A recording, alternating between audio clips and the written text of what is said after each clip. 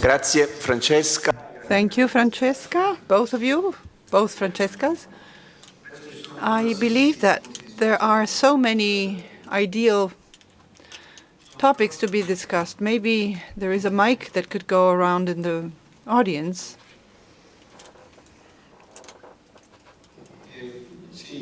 Well, yes. And I would like to go back to the initial debate. And at this point, I would like to ask to all of you, to the participants, and you here at the podium, to try and do some sort of reasoning. And then Shemali, colleague, Larima Nabuta, all of them, whenever they studied, they all ended up in saying that the early onset is a prognostic factor which is unfavorable.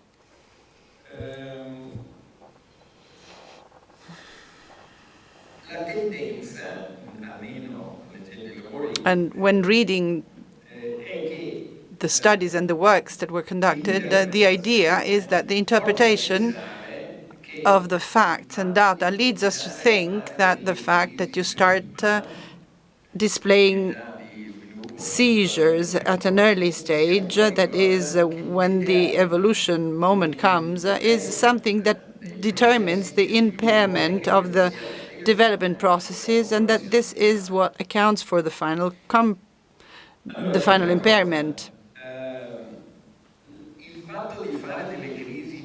Now, the fact that you develop seizures ahead of time is not due to the crisis or to the seizures. It's not that you start having seizures before because you've maybe had earlier conditions. It just seems that you start earlier and ahead of all of the others. So this is what we should bear in mind. And on top of that, you should add that the fact of having initially afebrile seizures, especially when the onset is early, is having a significance. And then you should add on to this fact that the fact that you have an early beginning is associated to a pre-existing condition, as opposed to the fact that you will develop that condition later on. So this means that we have two populations. So one population which is having an initial development which is, at least, to say the least, to be doubted, tends to have seizures without fever, and then they get started usually within the first year. And then you also have a difference. That is, you should start working before the 6th month of life. So that means that the two populations are different and separate ever since the beginning. And what is missing, according to my own humble thought, which should be found, is that whilst at the time of the Dravet syndrome, those who did worse are the ones that start earlier and ahead of time of having afebrile seizures, and who also develop very special types of seizures on an early stage, that is myoclonic seizures.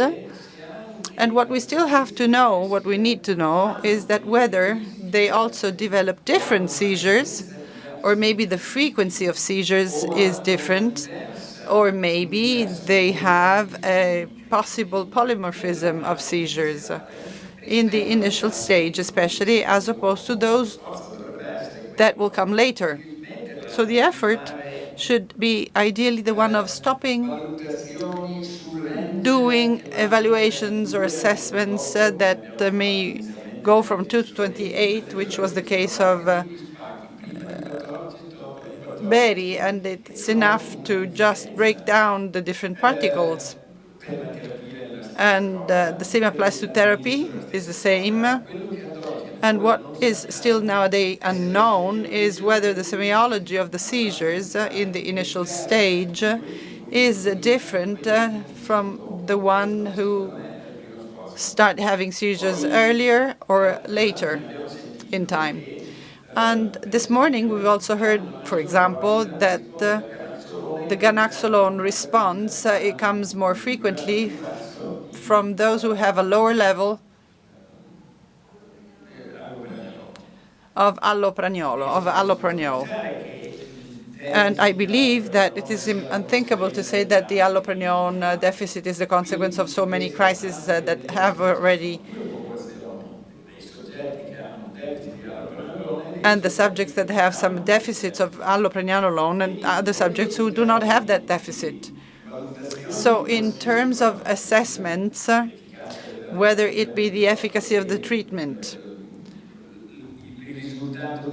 so that the final intervention results is going to be something which somehow is predetermined. Now, this does not mean that epilepsy is something good, whilst the status epilepticus is not influent. But you clearly have to acknowledge the fact that it is raining on a wet ground.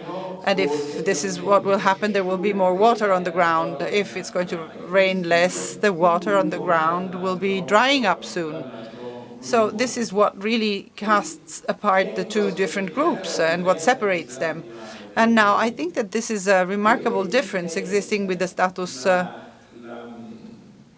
epilepticus, and what is differentiating Dravet from the PCDH19 is that this is showing you how there is a constant cognitive factor as opposed to the PCDH. And also, on the other side, Dravet seems to be much lesser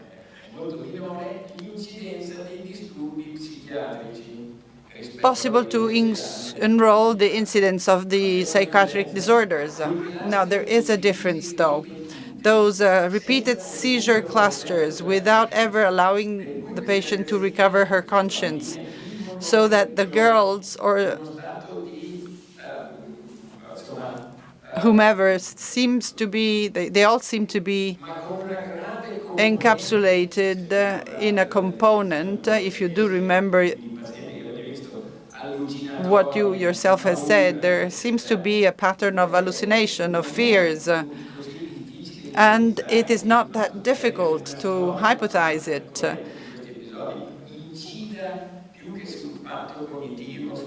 And I think that this is affecting much more the cognitive sphere rather than the behavioral one. And let me also remind you of one final thing. And here again, we have an example. Maybe the audience will then want to reply. But anyway, let's see. Let me say that even in the adult age, so meaning after the age of 14 onwards, that even those subjects that were decently controlled and that had no seizures for a number of years, in the very moment when a cluster is unleashed and controlled, which entails the same kind of pathology, so recurring crisis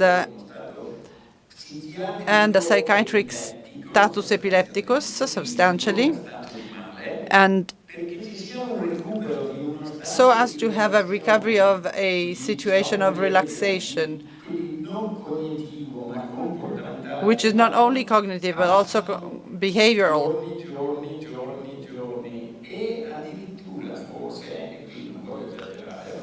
And now, I wouldn't want to exaggerate, but let me say that this disordered behavioral status is a circular pattern which exists, and only too often this has been interpreted. And this is the status of male epilepticus is also something that dates back to the beginning of the behavior, which was preceding the fact of the parents were displaying their own epileptic condition. Now, today this is a manifesto, and in Italy we have many more. In terms of PCDH, they are even better known than the others. So the invitation is to keep adding other people, other names, because I do also believe that the single other system allowing you to reorient your research. And as Raffaella rightly said, we should, if possible, try and correlate the neuroradiological data with a clinical situation, which should also allow us to make you understand a little bit more. Thank you. One question? It's not a question, but let me just briefly say that since the professor was quickly mentioning us, I would like to respond. Let me say that I'm the mother of Gaia. She's 18 years old, and that for the past 14 years, she had seizures with treatment. She was taking Tegretol, and which was then reduced, gradually reduced, and then eliminated at the end of last summer. So the period of well-being lasted 4 years. It came with a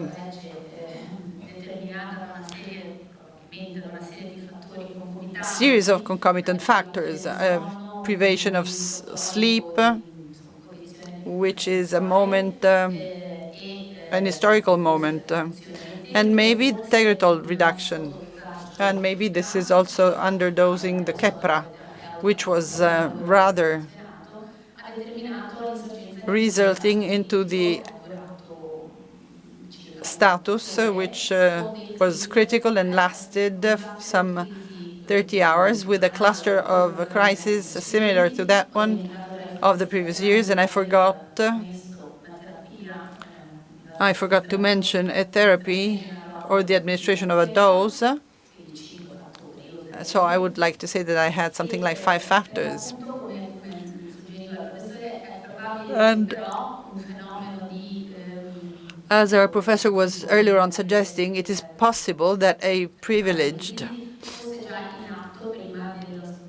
could be also there before the onset of seizures. And during the previous period, there seemed to be some behavioral abnormal traits, some disorders affecting sleep and the sleeping habit, and the end of seizures dated back to August, June.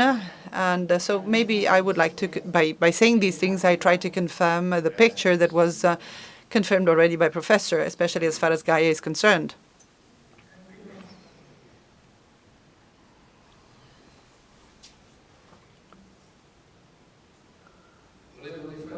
Let me just go back to what Bernardo said, that is to try and increase the cases that are included in the register, because what really emerges out of that,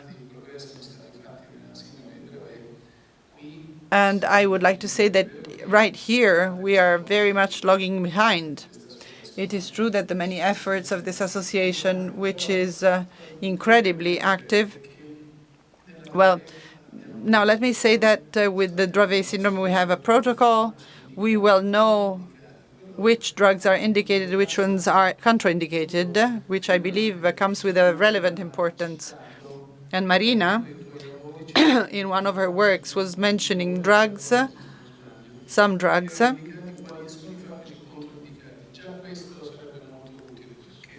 and I believe that this already would prove to be very useful. And we know that with Dravet, the Dravet syndrome, even though there is no specific treatment, we know that there have been a number of incredible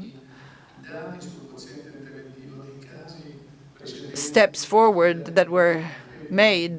But I would like to say that in recent years, notwithstanding all of these things, there seems to be a progressive increase in the different case numbers having to do with the IQ. And we should try and find a protocol where we find the indicated, suggested, and contraindicated drugs. We should also have a specific treatment protocol for the status epilepticus, which is one of the many efforts we should try and conduct and make. And it is true, you're right, we really don't have a good knowledge of which drugs are useful, how much they are useful, and we don't even know which ones should not be utilized because they may worsen the condition. But what is better is that with respect to the Dravet syndrome, the natural history of our disease, in this case, is much variable as opposed to the one of Dravet. In the Dravet syndrome, it's more consistent. They look at the crisis, the frequency of crisis. And here, instead, we have at least 5 groups of patients who develop very, very few seizures in a given point in their life. So it's going to be very difficult to assess the efficacy of drugs. There are patients who suffer from a crisis once or twice a year. Other groups of patients have many of them, many more. And I believe that this is what makes the situation somewhat worse. Maybe someone would like to make comments with this respect. Well, I would like to add one thing, and this brings me back to the heterogeneity and the specificity of patients and the need to correlate clinical and instrumental data and dentoin in the chronic patients. As far as our experience goes, it works with some patients. And for example, a patient who's very much dentoin dependent, and in this patient, the repetition of the magnetic resonance after a few years after the previous one, which was given as normal, did show some preference. And my question is, maybe that patient was better responding to the possibility of understanding the possible indications as to the treatment. And this is what stems out of the careful and thoroughly assessment of all of the other aspects correlated with this condition.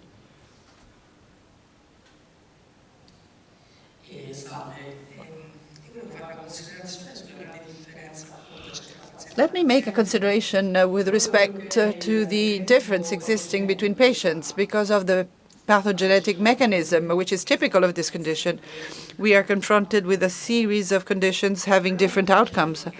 The mosaic problem is probably depending on a single mutation.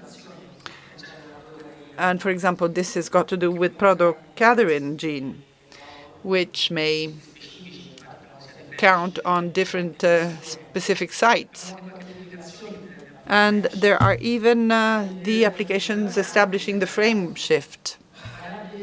But the greatest variability, as far as this condition is concerned, I believe is due to the fact that when the onset takes place, protogathering was initially found on the chromosome X, whilst during evolution we know that the X chromosome were still active. And we know that protogathering is evolving in patients in different ways, according to different patterns. And clustering patients in this way probably is okay if you want to study the effect, the longitudinal effect. But then the problem is that maybe our patients are still one different from the other, although they originate on a single mutation taking place on a single gene. And obviously, this is also explaining why the economic strategy may de facto not always be duplicated. And I believe that this is what, and my name is Alessandro Ricci, I'm a consultant for this non-profit organization, and whenever I started studying this organization, is sort of scaring me, that kind of study activity, because this is an approach, a pharmacological approach, which is so traditional, whereby you cluster the patients according to their clinical history. And we know that the anti-epileptic treatments envisaging the use of more drugs probably, in this case, cannot be enough, cannot suffice. Now, obviously, this is only my own consideration because of the peculiarity of this condition and because of the onset mechanism displayed by the same. So maybe the difficulty is hidden by all this. Let me turn around the question to other people. Are there or should there be other markets, maybe genetic markets, that could be identified and, as a consequence, studied? So I'm asking because genetics is not my daily bread and butter. And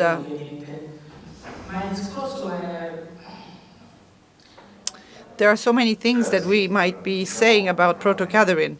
I'm sorry to interrupt you. So maybe you should come to the end, and then Marina would like to intervene, and later on Joseph, and I think Jack would like to comment on these aspects. Well, when Joseph told me this thing, and I think that you also did mention, was really impressive me. And I think there were two homozygous sisters who evidently had a different mosaic outcome, because one of the sisters was having the condition, and the other one absolutely had no behavioral disorders or impairments, no epileptic seizures, if I'm not wrong. So the starting point is always the same mutation, but the random chromosome X activation in man is obviously very complex. And as far as murine models are concerned, when considering the murine models, I am sort of scared because the activation, for example, in the mouse, it's not that random. It's been controlled. So we should try and look at the biases which could be playing a role, and we need to study them carefully. Marina, Joseph, and Jack. Let me just say that we tried to make this correlation, the correlation between the type of mutation and the seat of that mutation. So mutations such as deletions, for example, or other kinds of mutations. Then the location by dividing the intracellular domain, the transmembrane domain, and the cellular domain. And we couldn't find any correlation. So the genotype-phenotype correlation could be done according to the mosaicism and to the mosaic condition. Maybe Joseph, you would like to comment on this. As far as I understand, there are multiple questions here, and I will probably talk about some of these. I need to turn this off. As part of my presentation. Che possono far parte della presentazione del pomeriggio. Yep, because I think I'm already speaking too loud. So, yes, there are two parts of the protocoherin. There's a part which is sticking out of the cell. That's where we find most of the mutations. And there is part which is in the cell where we don't find a lot of mutations in certain type. So yes, there is a difference. But generally, we find the same mutation in many different individuals with different presentations. So there is no link or relationship between a mutation and an outcome. So the genetics is not useful as yet to tell us how the patient is going to be, whether it's going to be mild or severe. And I will show you that. We have some markers, and my colleague Ewan may mention it tomorrow in terms of gene expression. So that's a reflection of the organism, how it deals with the mutation. If I can give you an example, a child who develops status epilepticus in regional Africa has a chance to die because it doesn't have the care of the health system as a child who develops status epilepticus in Rome and it's looked after by specialists. It's the same cause or same situation, but different surroundings. So all these mutations are surrounded by, in all of us, even in identical twins, by different genes and environment. And that modifies the outcome. So it's super complex, it's unique disorder, and clearly that's why we cannot find simple answers. The answers is, as we heard it nicely from the register, in numbers. So we need to encourage people to subscribe to registers, to contribute to data sharing in a systematic and long period of time, because that's the only way how we can collect good, statistically strong data on treatments, natural evolution, and plug into it the basic science for the benefit at the end. So we need to share in order to care. So sharing is caring. That's what we say. And I'll stop here. Thank you.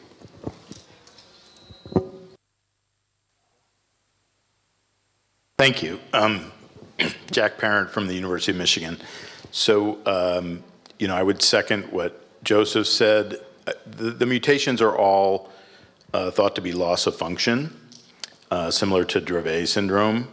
And so the type of mutation shouldn't make a difference.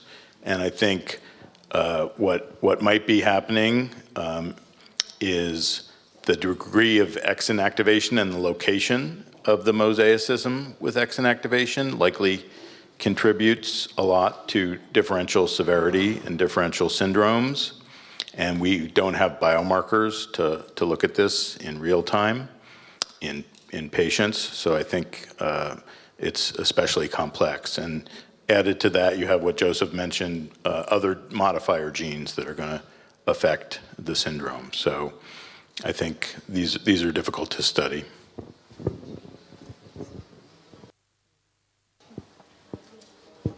Sì, in effetti il... Yes. Yes. Yes. Yes, you have to wear your headset. Yes. So the possibility of modifier genes is another possible element that needs to be taken into account because there are some patients with a very severe phenotype and they are outliers, and we cannot exclude that there may be other modifier genes in those patients. And it is not let's say the 40-minute status epilepticus that determines such a severe outcome. It's because of the fact that in that given patient, the status epilepticus lasted so long because of another underlying reason, i.e. the presence of other double hits or modifier genes. If there are no further urgent questions, we can end our roundtable discussion. I believe that we have addressed a number of very interesting aspects. We have seen that the data of the register needs to be increased. This is an important message that we've heard. We also need to group patients differently, as Professor Della Bernardina pointed out. And as you were making this observation, I looked at Marina and I said, but didn't we look at this particular aspect? And the answer is no. So we have this data. We just haven't analyzed it yet.